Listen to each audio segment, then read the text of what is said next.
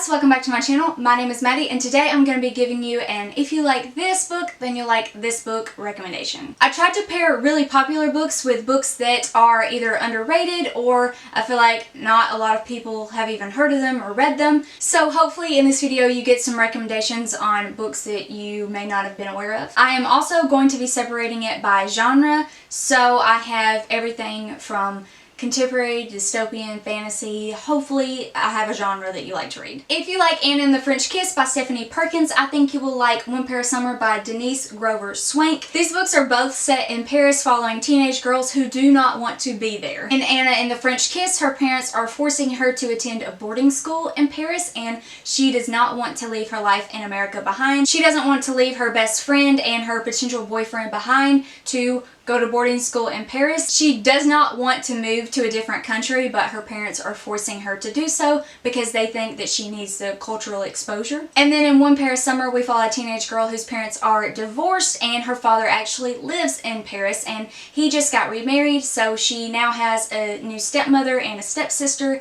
And her and her brother are both forced to spend the summer with their dad and meet the new members of their family. They do not want to be there whatsoever. They don't have a really good relationship with their dad and they really do not want to be there. The main character is also a piano prodigy and she was supposed to spend the summer practicing and practicing and practicing, and I believe she was supposed to go to this like really prestigious music camp. And it was supposed to give her a scholarship and all different kinds of things, and she has to leave that behind because she's being forced to spend the summer with her dad. Both of these books feature different aspects of the Parisian life and I really enjoyed them. I personally have an interest in Paris and French culture and I would like to live in France one day, so I really enjoyed the cultural aspects of these books. Also, both of these have really cute romances. I really liked both of them, although this one is more problematic, which I'm sure you're probably aware of if you've heard anything about this book. There's a lot of people that don't like the romance because it does involve cheating, so just be aware of that before you read this one. Next, I'm going to be getting into the hard-hitting contemporaries, and most of these are YA, but I think I have one or two adult. First, I have some pretty well-known popular books. I have Speak by Laurie Halse Anderson. This book follows a teenage girl who attends a party, I believe it's right before her freshman year of high school, and she is raped and she doesn't feel like she can talk to anyone about it. She can't tell anyone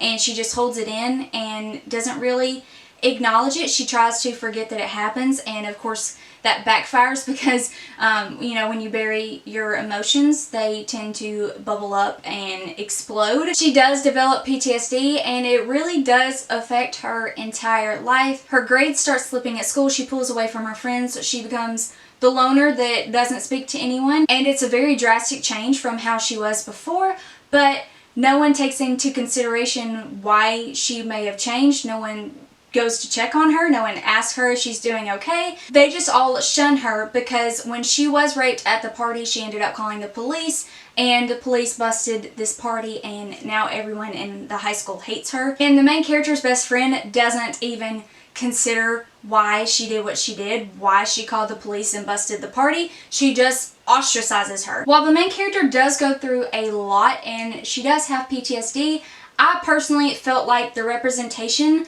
was lacking, and what representation of PTSD that is in this book, like, it was fine. It wasn't bad by any means, but there just wasn't enough in my opinion. It was very tiptoed around, but it was never said outright, and you don't really get to see the realness of PTSD. It's discussed in pretty vague terms. So if you like Speak but you wanted more of the PTSD representation, then I highly, highly, highly recommend The Way I Used to Be by Amber Smith.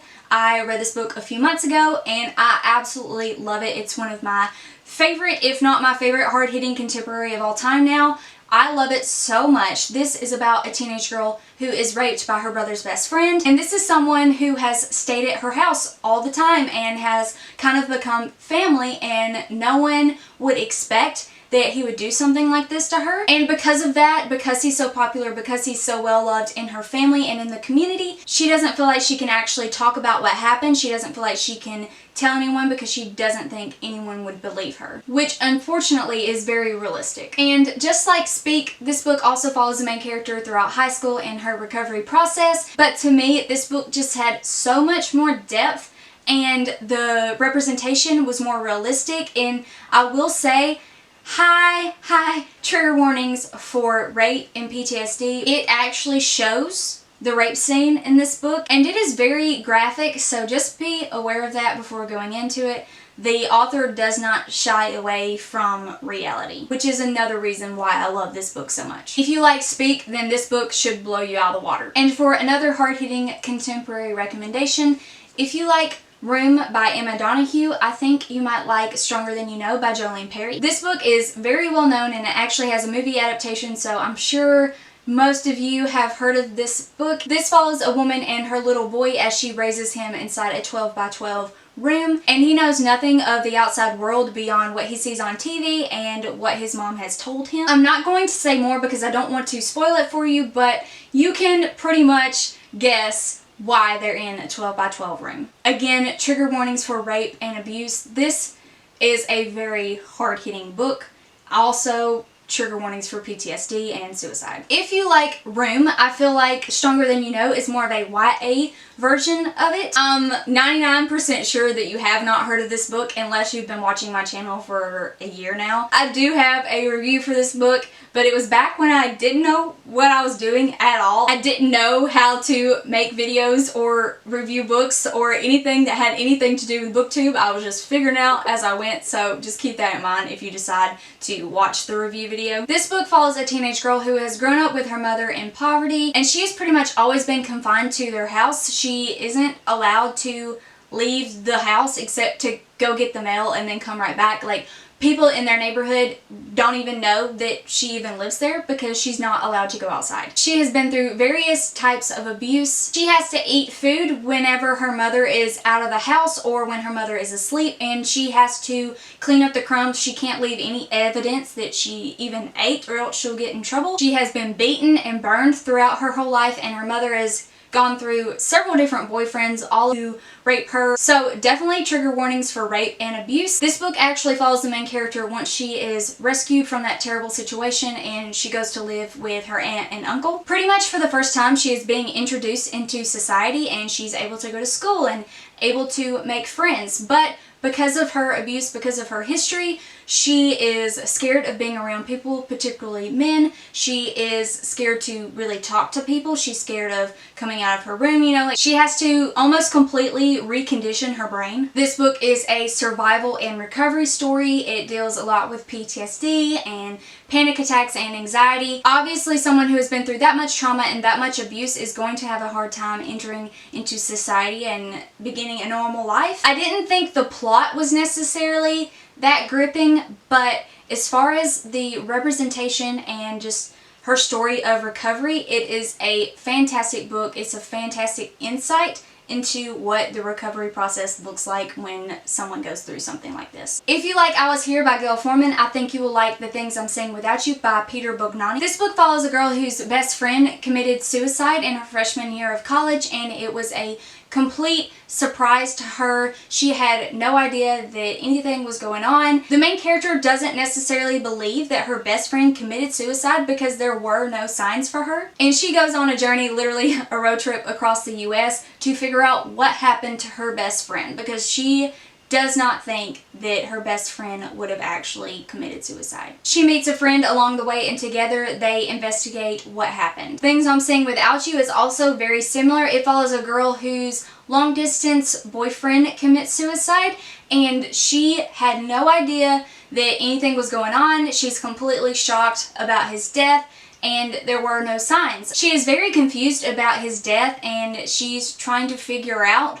why he committed suicide and why she didn't know. And she is not the only one who has these feelings. Her boyfriend's best friend and college roommate is looking for answers to the same questions that she has as well. And they actually team up and go on a road trip across country to figure out what happened to the person that they care so much about. And lastly, for contemporary, if you like The Sun Is Also a Star by Nicola Yoon, I think you will like I Have Lost My Way by Gail Forman. The Sun Is Also a Star follows a young woman whose family immigrated to America from Jamaica when she was younger and they are going to be deported. And it also follows a young Korean American man. By chance, the two characters end up meeting and it's kind of like love at first sight, but they only have a day to spend together before she is deported. This is a very popular one, so I'm sure you've heard of it or read it. But I Have Lost My Way is a little less popular. Although Gail Forman is a very well-known author, I feel like I Have Lost My Way is one of her least popular books. Not a lot of people have read it, but I read it this year and I really liked it. This book actually follows three main characters who meet by chance in New York, and they end up spending the day together for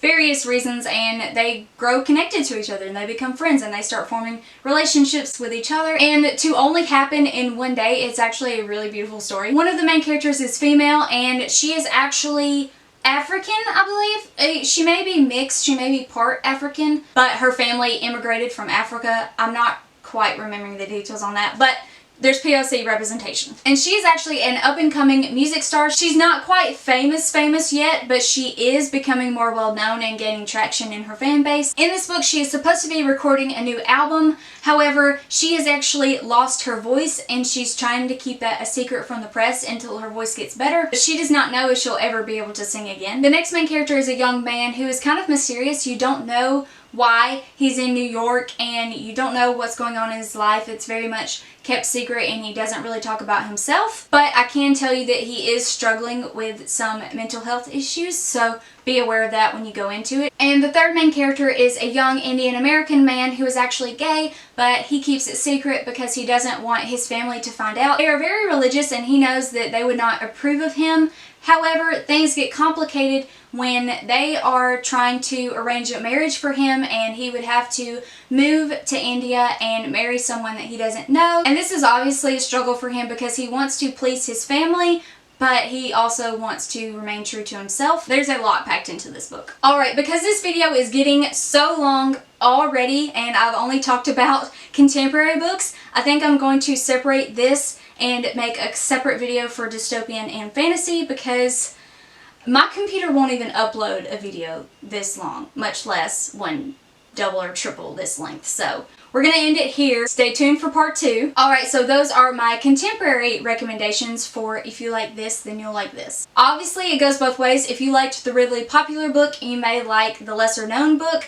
Or if for some reason, somehow, some way, you actually read the lesser known book first, then you should like the popular book. If you like this video, please give it a thumbs up and subscribe to my channel if you want to see more bookish content by me. I hope y'all have a wonderful day, and I will see you in my next video. Bye.